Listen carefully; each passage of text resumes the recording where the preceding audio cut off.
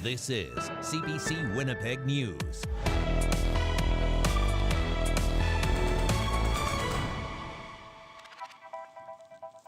Good evening. Thanks for joining us. One of Winnipeg's largest homeless shelters is facing hard times. It's cutting staff and some program hours in an effort to manage costs. Siloam Mission is laying off 16 people and scaling back other workers' hours. As costs continue to rise, there are more mouths that need to be fed and less money coming in to do it with. CBC's Ian Fraze reports. Siloam Mission is cutting costs because of a budget shortfall. The organization says it's struggling to keep up with rising costs and a year-over-year $1.2 million drop in donations. Starting on June 1st, the organization will lay off 16 workers, other staff will lose hours, and Siloam will reduce hours at its dining room and clothing store. The organization is stressing both measures will be temporary. It's looking to bring back laid-off employees once its financial situation improves. Siloam's CEO says the drop-in center will remain open in the mornings and early afternoons, but it's expecting to close between 4 and 8 p.m. They will lose 4 hours of drop-in. They will lose relationship building. They'll lose moments where lives are saved. They will lose safety and security and shelter out of harsh weather. They will lose potentially hot meals if we don't do something. While the shelter will be closed more often, Siloam says all other supports and programs will continue. For example, the dining room will have reduced hours, but will still offer 3 meals a day. The shelter is also hoping to drum up more donations so it can bring these programs back. Ian Fraze, CBC News, Winnipeg. A continued outbreak of hepatitis A has health officials pushing people to get vaccinated. The province says there's now more than 600 cases of hepatitis A in Manitoba. It's an acute liver infection caused by the Hep A virus. The outbreak was first declared in April 2025, initially affecting several northern communities, but has since spread. There's now at least 131 cases in Winnipeg, and 3 people have died. It's spread through contaminated water, food, and close contact with an infected person. The province says lack of infrastructure for sewage and water in remote communities has contributed to ongoing transmission. Well, it was a strange and unusual sight for drivers along an eastern Manitoba highway this afternoon. A plane landed on Highway 304 around 12:30 this afternoon. The Transportation Safety Board says it was en route from Winnipeg to Red Sucker Lake. During the flight, the aircraft experienced an engine issue. It was able to safely land on the highway. TSB says the pilot and all 6 passengers on board were uninjured. One driver was on her way to an appointment when she noticed the plane in the middle of the road. Shock, like unbelief. Is that for real? Is that a plane? I thought it was an accident, a big truck or something. But no, it had wings.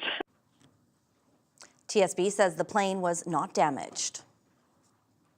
It took nearly 20 years, but the only potash mine in Manitoba is finally ready to begin commercial production. Next month, the multi-million-dollar facility will start producing and stockpiling agricultural fertilizer. CBC's Bartley Kivas reports. Potash is used to improve crops around the world, and the biggest producer of this mineral is Saskatchewan.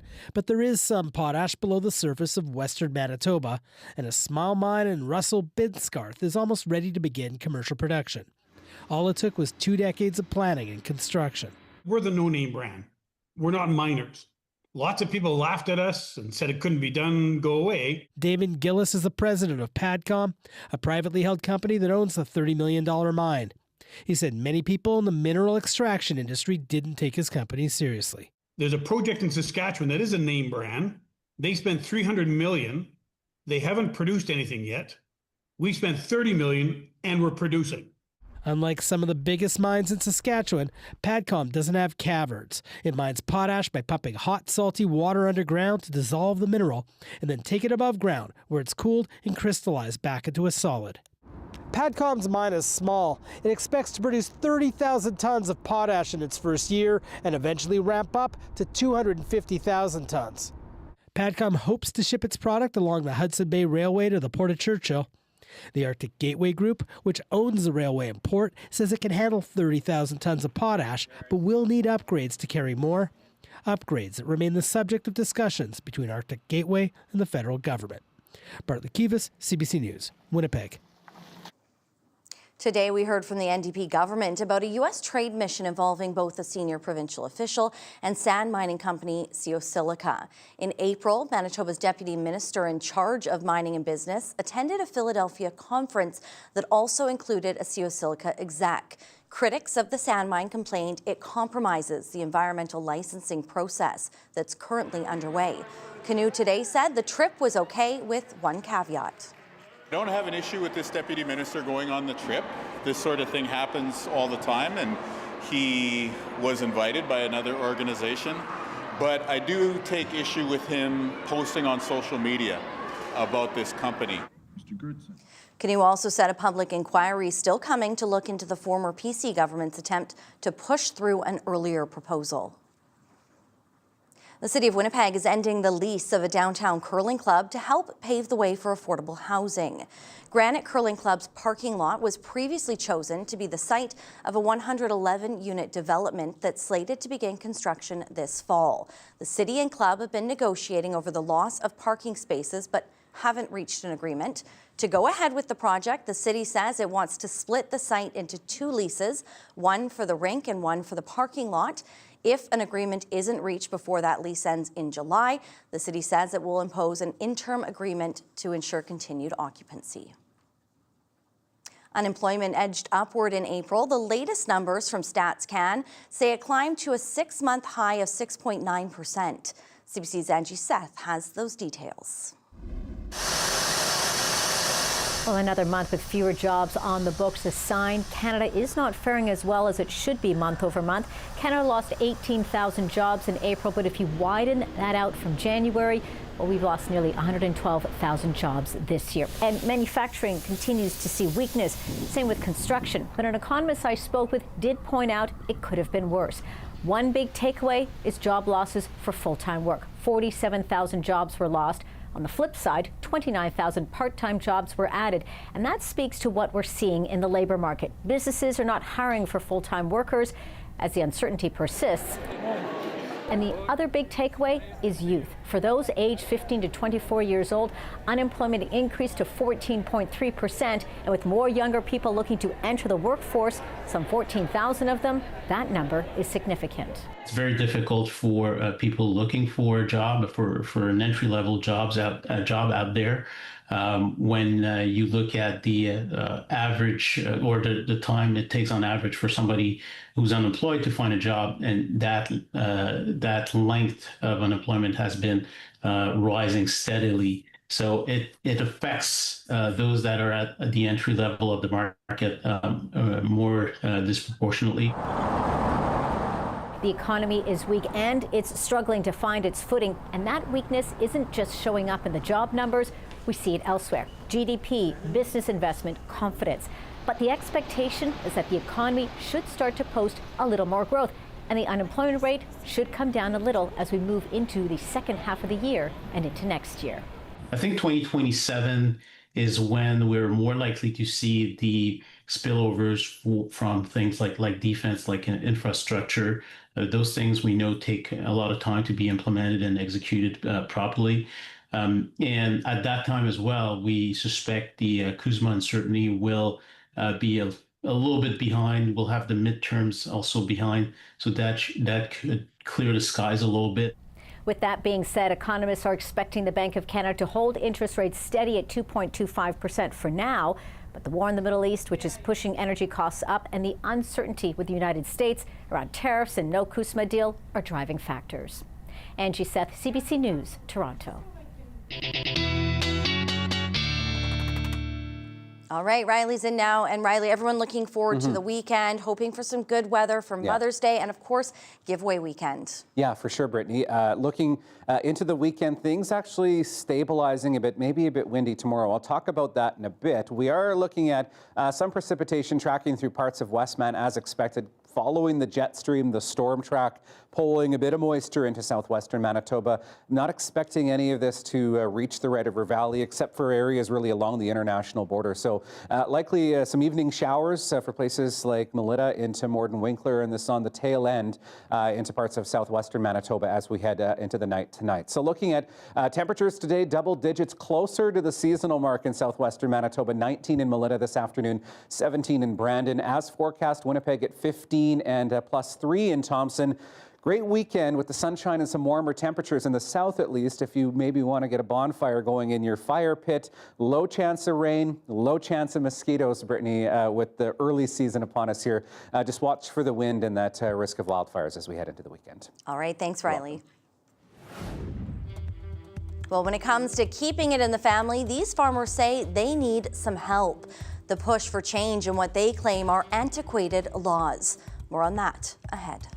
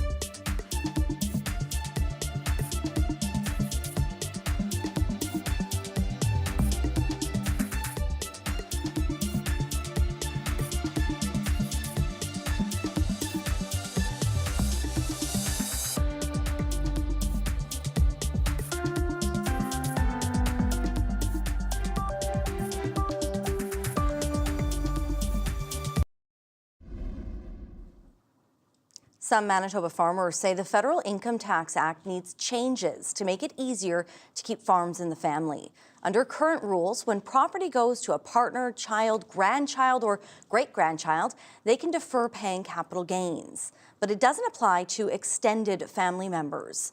CBC's Chelsea Kemp spoke with farmers who want to see that rule changed. Tyler Diddick is grinding away, learning the ins and outs of his family farm. He's 5th generation at the Clayson operation near Deloraine. I'm really the only one who wants to farm in the next generation after Jason, so to see the farm disappear would be awful. Diddick is working closely with his uncle Jason and granddad Tom Clays, so he can take up the mantle one day. But that's forcing the family to make tough decisions. Under the current Income Tax Act, capital gains can be deferred if Diddick inherits the farm from his granddad. But if he inherits from his uncle Jason, it comes with a hefty tax bill. The odds of everyone's child wanting to farm is not necessarily going to happen, right? So now you have someone in the family that wants to take over and they make it difficult to transfer it on to them. Under the Act, when someone wants to pass a farm down to a child, partner, grandchild, or great-grandchild, they can defer paying capital gains taxes. However, those rules don't apply to extended family, like nephews or nieces. Darren Schroserbury, whose financial firm specializes in farm succession, says families are having fewer kids, and even fewer choose to stay on the farm. He says laws haven't kept up with current farm needs. We're not asking for money, we're not asking for a handout, we're asking for a tax deferral, which already exists on sons and daughters. All you have to do is add 2 words, nieces, nephews. Meanwhile, Tom Clays is now deciding if he holds on to the farm so he can transfer directly to his grandson. I can give it to Tyler, but Jason can't. So now I don't want to give it to Jason to go through the proper channels because we're looking at tax loopholes. For now, Diddick is hopeful changes to the rules are on the way, so it's easier for future generations to keep family farms in the family. We need something to incentivize people my age and people close to my age that this is an option still. In a statement to CBC, the Federal Finance Department said the government is always looking at updating tax rules, but wouldn't speculate about any potential changes for farm successions. Chelsea Kemp, CBC News, Brandon. The Manitoba Children's Museum is getting a $500,000 boost from the government. The museum has been a staple for kids in the community for 40 years. This funding will go towards supporting programming, outreach, and revitalization efforts.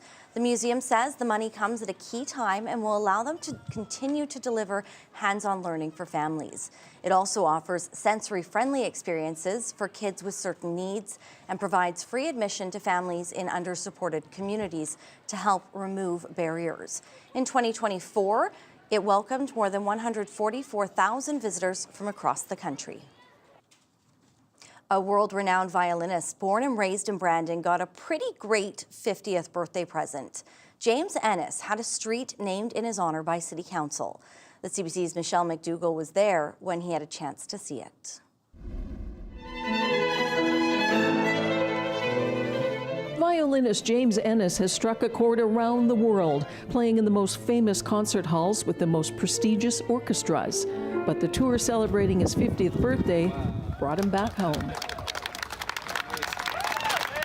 During his homecoming, a street renamed in his honor. James Ennis Way is near the university and auditorium where he performed at 10 years old. This city means so much to me, and this particular corner means so much to me. Being here in the Westman Centennial Auditorium with the music school right next door. Yeah, these are the places of maybe my most formative artistic memories. Ennis met his wife Kate while at the Juilliard School in New York. They have 2 kids who are pretty proud of their dad. I think it's really beautiful, and I love the colors on it. It really looks good. I don't know, it's just really exciting to have something like this happen. Brandon's mayor says all 10 councillors were on board with the change. We're very proud of him, and he also is an example of a person that can have talent. But talent isn't enough. He's worked so hard his whole life to be one of the best in the world. Ennis's violin is a 300-year-old Stradivarius valued at $8 million. He has 2 Grammys, a dozen Junos, and is invested into the Order of Canada and of Manitoba. This honor has special meaning, too.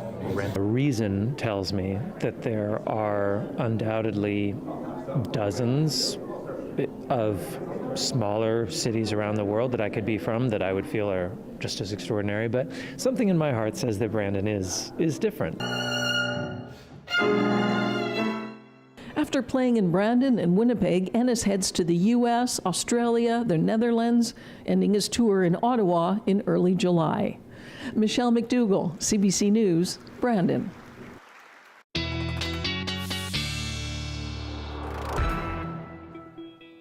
Riley's back in now, and boy, oh boy, did it feel like a beautiful day out there today. It makes such a difference with even just a little bit of sunshine. Exactly. I mean, it was windy, but you know, with the sunshine, you didn't really notice it all that much. It was decent. We'll take it. Exactly. More of that to come as we get through the weekend. Slightly cooler, but we'll get back up above seasonal as we get into next week here. I'm going to start with the Mother's Day forecast. Let's jump ahead to Sunday. Maybe you're planning a breakfast in bed for mom or something else. If you're heading outdoors, though, 13 degrees in Winnipeg, looking at double digits across much of southern Manitoba as we head through the weekend with a mainly sunny sky into Sunday, at least for the southern half of the province. Northern Manitoba, a bit of a different story as we head into the weekend here. I've been talking about this stubborn dying low off the Hudson Bay coast. This is still having a bit of a menacing situation, menacing behavior with parts of northeastern Manitoba with some flurries and some cloud cover through much of northern Manitoba. This will try to work its way out as we get through the weekend. Doesn't do a great job. For the south, though, looking at a few showers as we head through into the overnight hours. That tapers off by the time we're back into the morning hours. Sunshine once again across much of southern Manitoba. That snow continuing and that cloud cover for parts of northern Manitoba. Out of the northwesterly wind that we get, there is the potential for a couple of odd scattered showers as we get through the afternoon hours through parts of central Manitoba, even into northwestern Ontario through the afternoon as this low dies off. Finally, we get it out of the way thanks to high pressure that's building in the west as we get into Sunday, and that should start to ease things into northern Manitoba. For the south, does ease the wind, but also keeps us in the sunshine as we head through the weekend as well. So things looking up as we get toward Sunday, and then there's maybe a bit more instability coming as we get toward Monday once again. So winds staying quite breezy through the night, looking at things gusting up to 40 as we head into the morning. Could see some gusts in the Red River Valley, even up to 50 through the afternoon hours tomorrow. But as that high pressure moves in, all that wind really dissipates and calms down, and we're back into a mainly sunny sky and calm conditions really right across much of the province as we head into Mother's Day on Sunday. So for Saturday, double digits across most of southern Manitoba. It's Gimli, Pinawa looking at 7s, 6s and 7s into northwestern Ontario, but 13s, 14s into the southwestern part of the province and around the freezing mark in northern Manitoba with that cloud cover and some scattered flurries hanging around. Things start to get a bit warmer as we head into Mother's Day on Sunday. 13 for Winnipeg, up to 14s and 16s for southwestern Manitoba, closer to seasonal.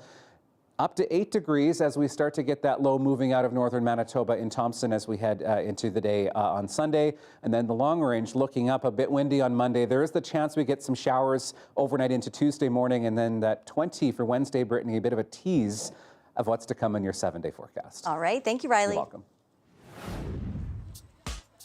They dressed the part and it paid off. Why 2 Winnipeg superfans got the thrill of a lifetime for the second time. We'll explain next.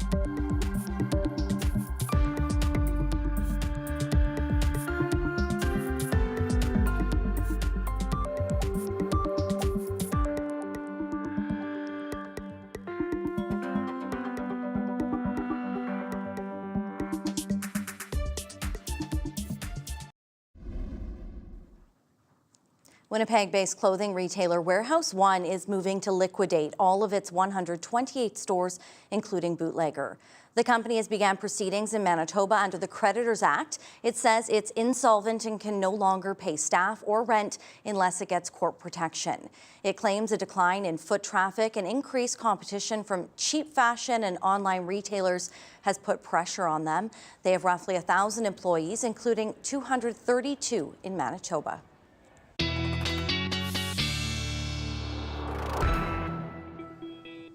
All right, let's head into the weekend with a double dose of Feline Friday, or maybe, depending on the way you look at it, Feline Friday ×4. First off, Oscar and Smitty, they are awaiting some nicer weather like we have now. Maybe they want it a little bit warmer in order to get outside. Thank you, Nancy, for sending this pair in. And how about Husa and Whiskers from Maryland? Look like they are cozied up, awaiting some of those warmer temperatures as well. Send your pics to talkback@cbc.ca. As always, looking at temperatures tomorrow in Winnipeg, 11 degrees into the afternoon. Things a bit on the windy side through the afternoon hours. We'll start to see that wind easing up as we get into the day on Sunday. That Mother's Day forecast brings with it quite a bit of sunshine, 13 degrees. 17 on the way for Monday and Tuesday. Watch for some showers as we get overnight Monday into Tuesday. And there we go, some temperatures above 20 degrees by the time we get to next week. Thursday, we brought you a story about two Diljit Dosanjh superfans who were dressed to impress for the Punjabi Superstars concert. Well, they caught the musician's eye, and he made their dreams come true, pulling them on the stage. That's our Daily Lift.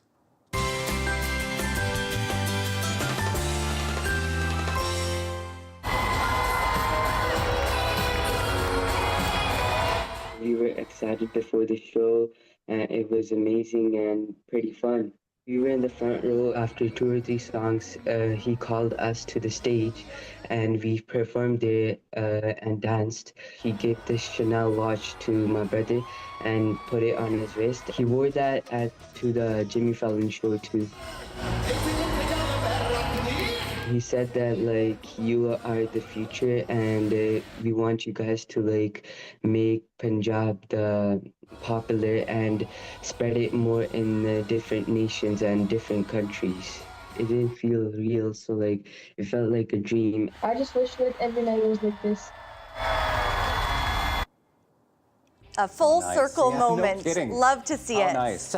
Have a wonderful weekend. Happy Mother's Day to everybody Yes, celebrating. same. We'll see you next Have week. a great weekend.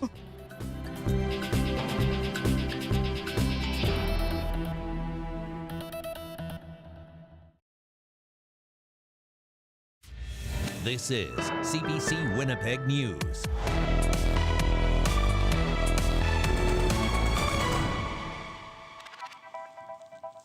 Good evening. Thanks for joining us. One of Winnipeg's largest homeless shelters is facing hard times. It's cutting staff and some program hours in an effort to manage costs. Siloam Mission is laying off 16 people and scaling back other workers' hours.